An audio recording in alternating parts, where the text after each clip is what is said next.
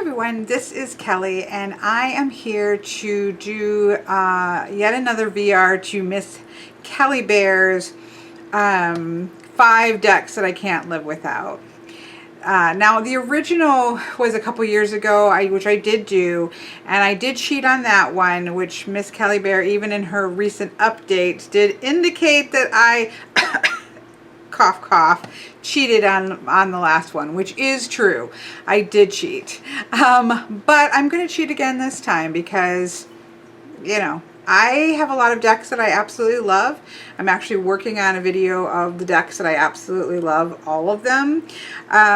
Just kind of a walkthrough of my cubicles, but I am going to at least try to fairly succinctly answer this question. I did do 5 tarot decks, so I can't even remember what I did last time in terms of cheating, but I did 5 tarot decks, so that I do have those 5 tarot decks that I would not want to be without.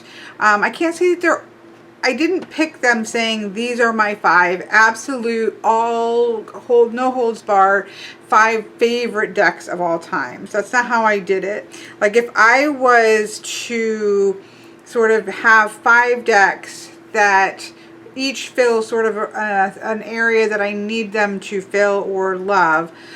These are the 5 right now in August of 2019, because it changes, that I would want to have. So I also picked 5 other category, and so that has other things that I wouldn't want to be without either, on top of the 5 tarot decks that I have here. So we'll start with the 5 tarot decks and sort of why and what need they fulfill, so to speak. So I don't think any of these are probably going to be too surprising, but what has consistently been for me has been the Margaret Peterson Tarot. It is, artistically, it's just stunning. It really speaks to, and I have walkthroughs of all of these, I believe.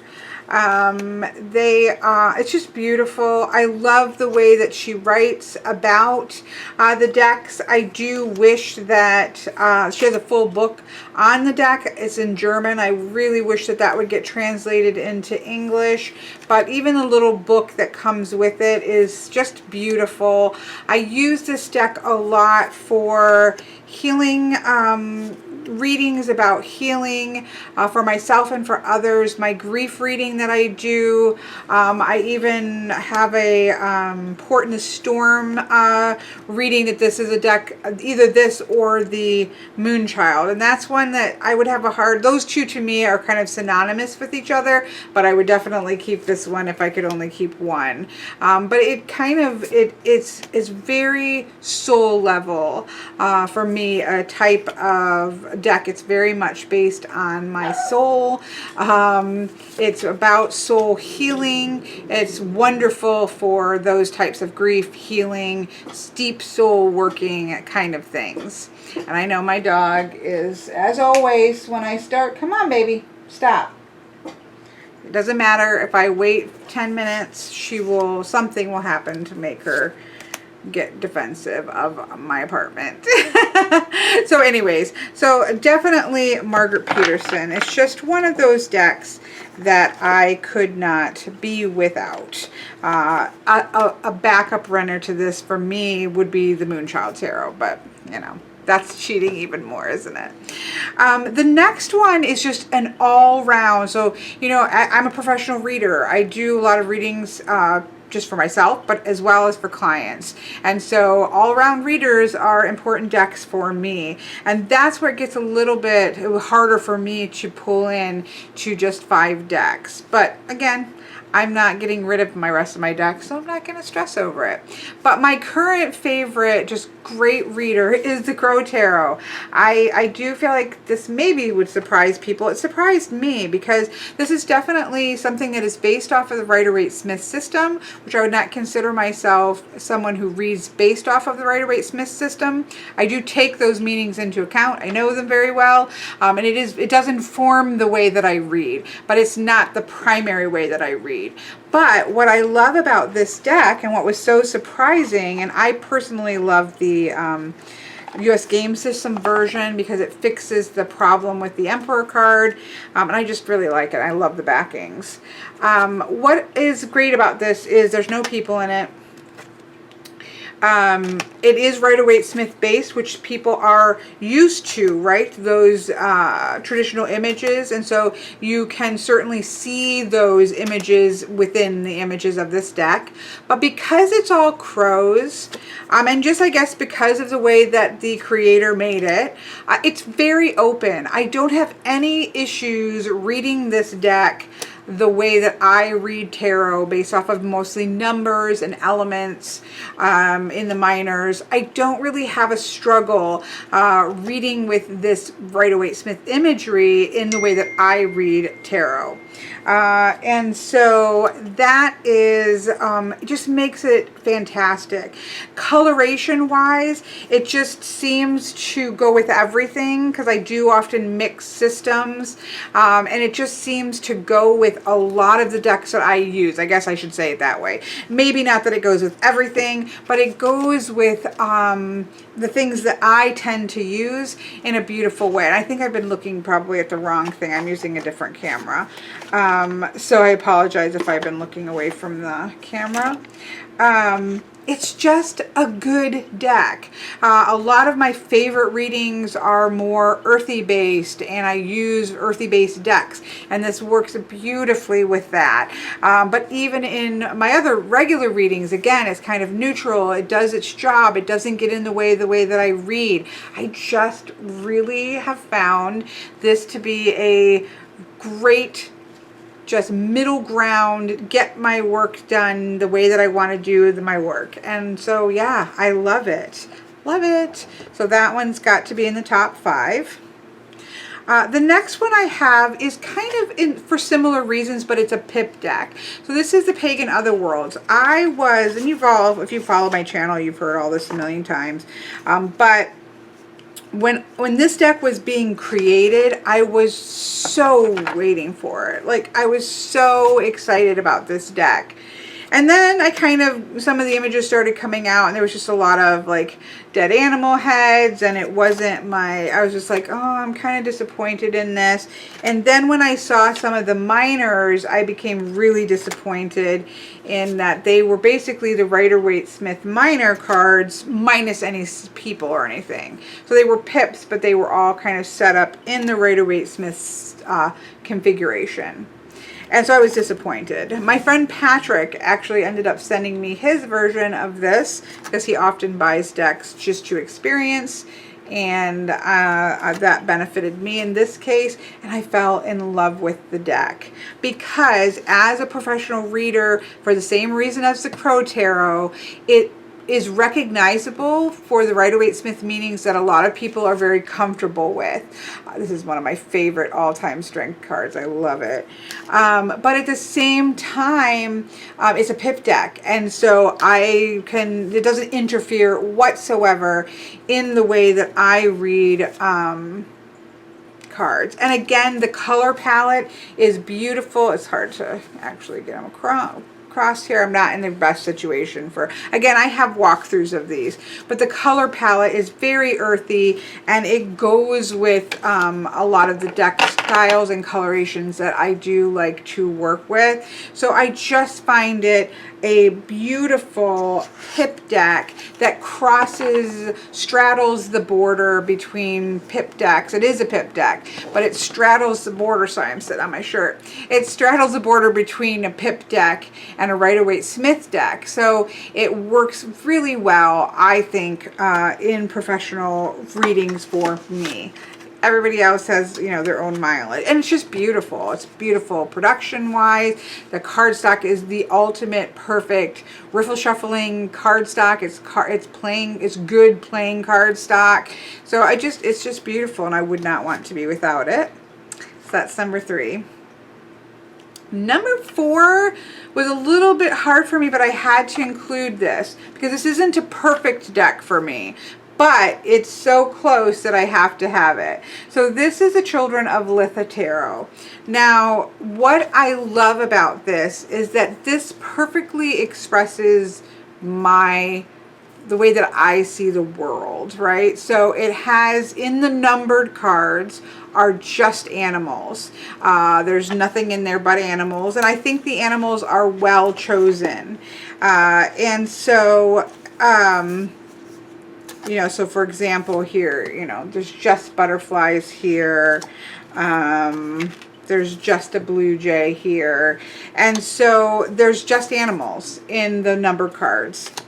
I love animals. I work with animal energy. I work with animal spirit energy. It works really well for me. The majors are Fey energy, and it's animal. It's an animal. It's like a shape-shifting, melding between natural animals and Fey energy in many ways. And the Fey world is very important to me. I love this High Priestess with the octopus. I'm trying to get a couple examples here. Love this Two of Swords. All right, so now I'm going to get all minors, of course. Love the moon with a dragon in it. Love the void card. I love the world card with the beautiful sort of nymph or satyr. It looks like half doe or half antelope. It's just beautiful. So anyways, the major arcana is Fey energy. And then the court cards are people, are human beings. Absolutely one of my favorite all-time Wheel of Fortunes. Of course, again, when I'm looking for the court cards, do they come up? Love the strength card also. Here's a knight. And they're different cultures. So each one of the suits has a different culture of a human being. Love her. Queen of Pentacles. Page of Wands. So they are sort of representing, of course, in 4 suits, you can't represent the entire world, right? But it does represent 4 different cultures in the world of human beings. So we have the world of humans, right? We have the animals in the numbered cards, and then we have the Fey energy, which you can also would see as more of divine energy, but it is definitely in the realm of the Fey, which can also be as we'll talk about in a different video, can also represent ancestral energy as well, encapsulated in the Fey energy of the major arcana. So there are problems with it. The Emperor is particularly brutal.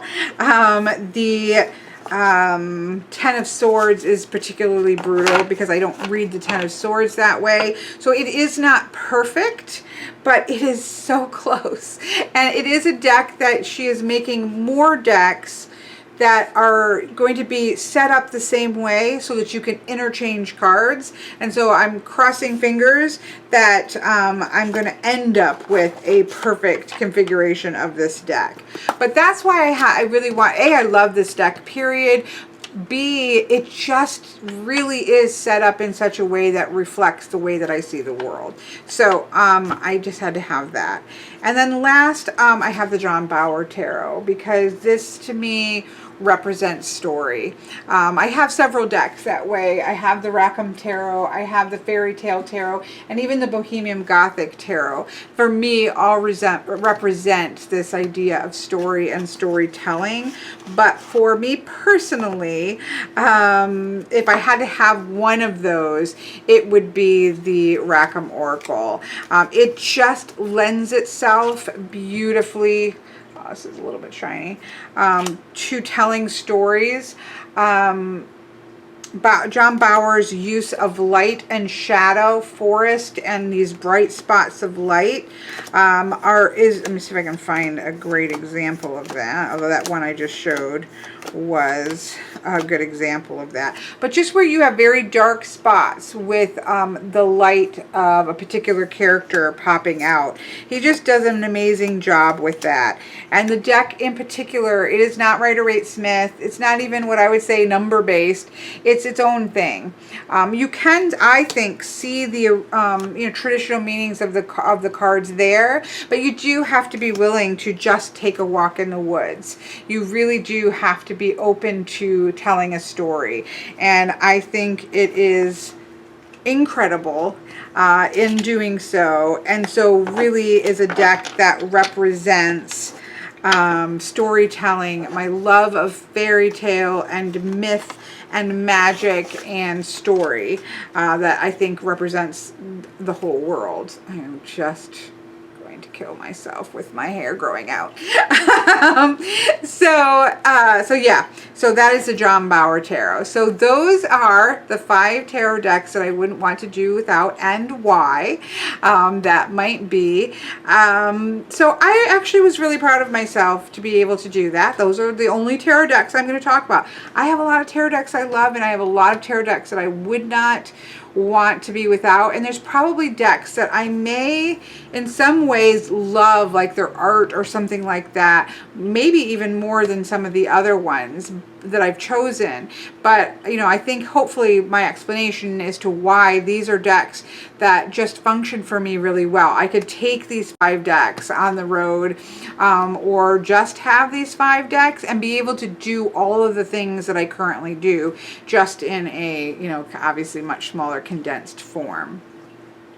That being said, I do have the extra category of 5 other things that I would want. Like if this was all I was going to have, like if I was going to go off, I think I feel like the first one was a message, or the criteria was something like, you don't have to say that it's the only decks you're going to have for the rest of your life, but if you're going to go off for a year and these were the only decks that you were going to have, that wouldn't be enough for me. I mean, yes, it would be enough. I could do 1 deck and I'd be done, right? I could do that. But I wouldn't want to do a whole year with just those 5 tarot decks.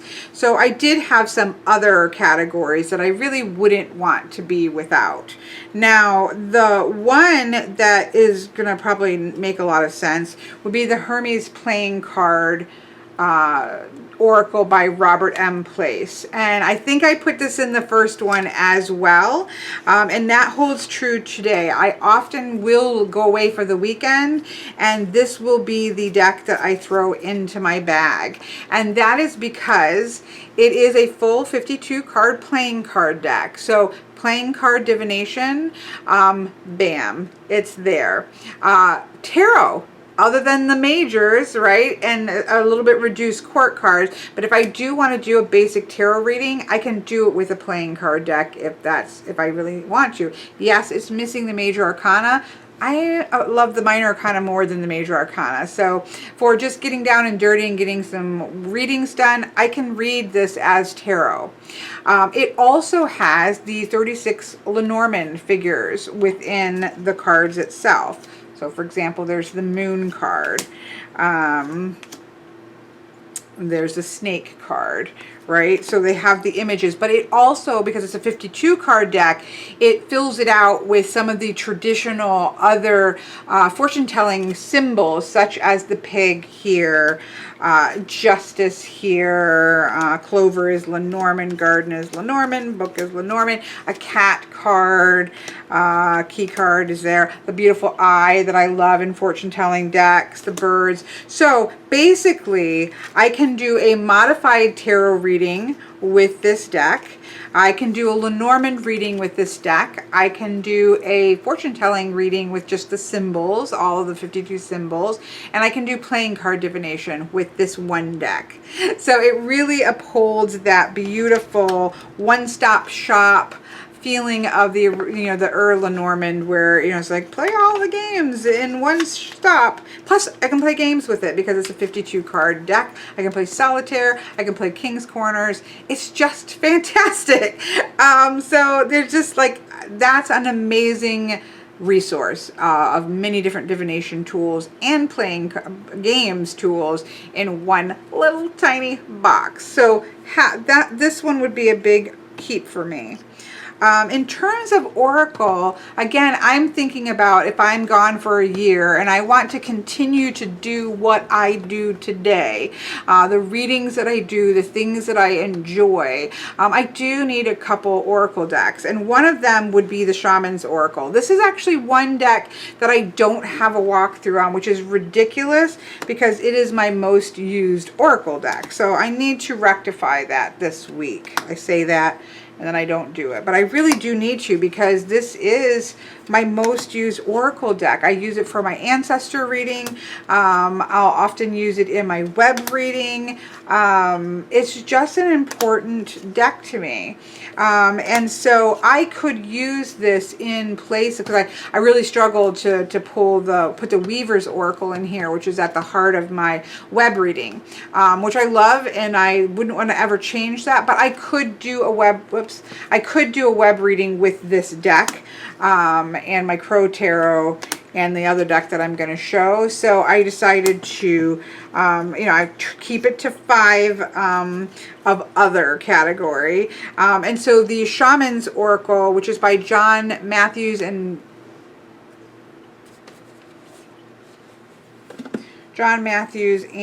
Will Kingham. And I have a backup copy of this. That's how much I use it, and it has really crappy cardstock. I had to trim it because it was getting all chewed up. This is the trimmed version. And I have another backup that I can use until the edges go away. Then I can trim it and have another. So I actually have 2 iterations of a backup of this basically in one. That's how important it is to me. So that would be number 2 in the other than tarot category. The other Oracle deck that I would choose would be the Illuminated Earth Oracle, which I do have a walkthrough of. This deck, for me, the real winner, what she accomplished here, the creator accomplished here, is focusing on the energy, movement of energy that is in the world around us that isn't bad or good, right? A volcano erupting isn't bad or good. It's just simply part of our natural world. And so having how are we going to work with those is what becomes the important question. This is happening. Like if a hurricane is going to land where you live, it's happening. There's nothing that you can do about it. It's not being purposefully evil or trying to attack you. It's part of the energy of the world. And our job as people living within that world is as much as possible to work within those energy movements. And so I think it does an amazing job. And so again, thinking about the kinds of readings that I do when it's not just a straight tarot reading or a straight Lenormand reading, like my web reading, like my ancestor reading, even my animal energy, I would have to use the crow, and that's be one reading I couldn't do with the decks that I'm showing. I would need an animal deck. So I might slip that in as a bonus, because kind of thinking about, again, if I were to go off for a year, what would how would these fulfill those areas, and so that I can continue to do the readings that I do without interruption, but in a small thing. That's how I'm working this, right? So Illuminated Earth Oracle feeds that in many different ways, and it's an amazing deck. So that's the other Oracle deck that I chose. For casting, because I do love to cast, I did pick one of my rune sets. This one is a Northumbrian rune set. Why I would choose this one, and it also has a lid that goes on top, so it's very travel friendly. It has a regular rune, what I think of as the Elder Futh. I don't think of it, we all do.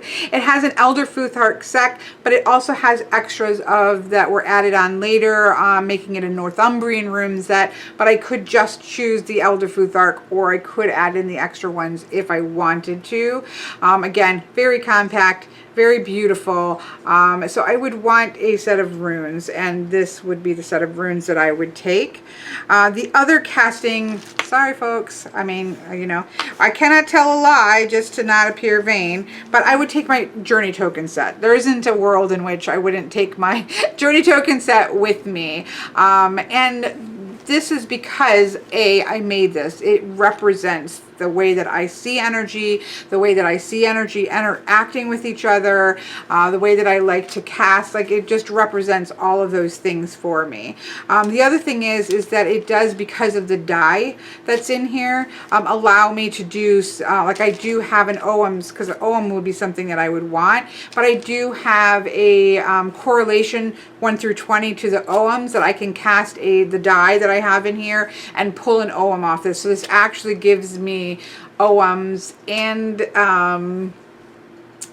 my, you know, journey token set, as well as any other thing that I want, animals, crystals, herbs, and I can make innumerable charts off of that D20 to add in animal energy and those types of plants, crystals, OMs, anything really that I can, you know, roll with dice, would be able to go in this bag. Also, I didn't make mention of that with the Hermes playing card deck. Being a playing card deck, I can easily cast a Geomancy shield chart with that. Also with a D20, I could roll that 4 times for a Geomancy set that's in here. So that, all of those things combine, these 5 extras, really let me do all of the different things that I do. And so those are 10 things, 5 tarot decks, so that's the original VR, and then I've added 5 others that I would want to have at my disposal to do all the things that I like to do. If I have to add in the extra, and have a animal deck, this is a struggle for me, but I am going to choose the Spirit of Animal Oracle by Colette Baron Reed, because it has the most cards. This has 68 animal cards, and so this is probably the one, if I had to choose one of my animal decks to take for the year, it would probably be this, because of the number of animals. The color palette also goes really well with my Crow Tarot, with Illuminated Earth, things like that. It's not my favorite just because of the crowns and earrings and things that are on it, but because it has the most, and I do really use this deck a lot, this would be my +1, because I really would have a hard time, again, continuing to do the things that I do without one animal deck. I could pull animals with my journey tokens, but I really wouldn't do a whole animal reading that way. So it would actually remove one of the readings that I do a lot with being an animal spirit reading. So, all right. I just can't. I'm sorry, Kelly Bear. It's very hard for me to stay on point, because I love all things divination, but I'm happy with those choices. Like, I look at this set with my +1 and say, okay, this is a relatively small amount of things that I could fit into a relatively small bag or box, and be able to go about the business of doing the things that I do with divination without interruption. And so I enjoyed thinking through the process. So I hope that this helps or is enjoyable in some way, and I will talk to you guys all later.